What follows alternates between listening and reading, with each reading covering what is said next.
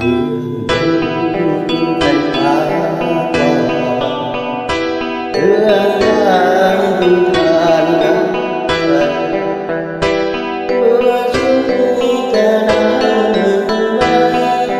ต้องบอกที่ว่า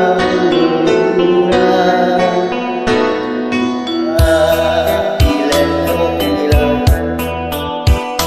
วันเก่าๆได้ผ่านดีไป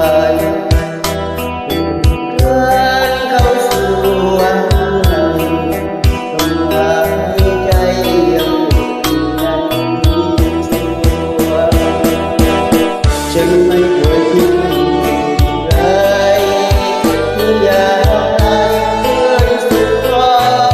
ยพบกันเคยเจอการที่นอนฉันจะนอนตาเราพบกันแล้วทุกอย่างไม่เห็นน้อยยิ่งคือมาตกตาน้ำเดือดต้องมาแบ่งกันกินเราช่วยกันเ